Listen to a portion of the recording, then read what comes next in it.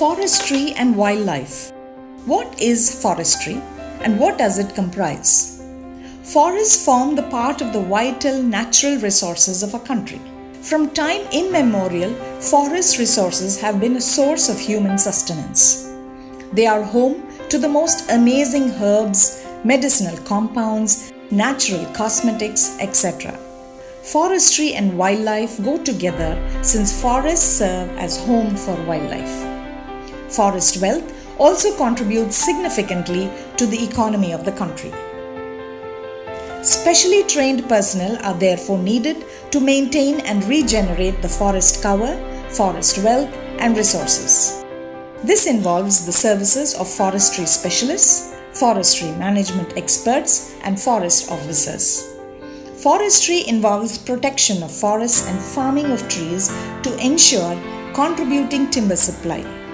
Foresters take care of forest resources by protecting them from fire, pests, disease, encroachment, and indiscriminate felling of trees.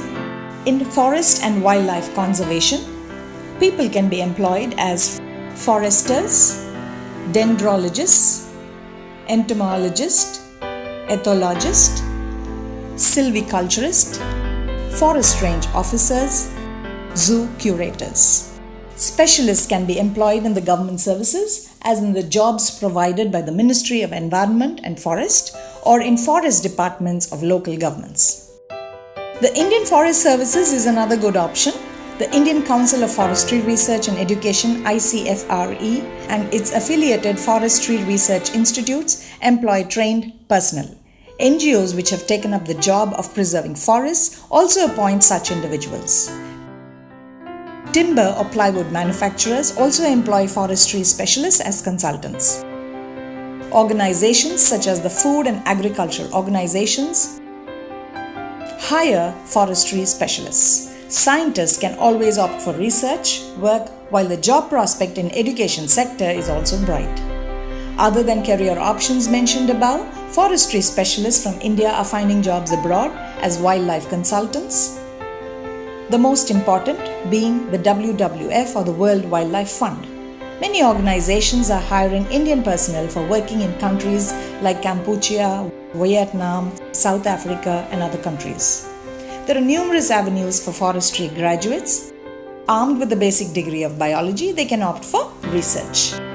At the International Forum, opportunities exist in television channels like Discovery, National Geographic, which can conduct in-depth research in wildlife, flora, ecology, and evolution of species.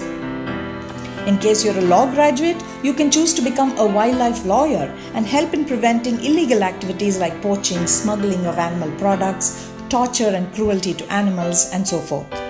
Or else you can be a wildlife historian and even consultants to the government or the private sector.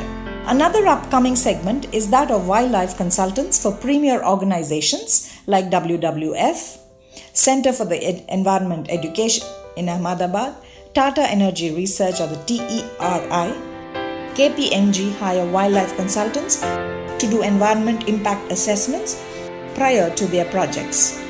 The widest sector of employment is provided by the Indian Forest Service with a national cadre and a forest department in each state and union territory running more than one environmental assessment project at any given time.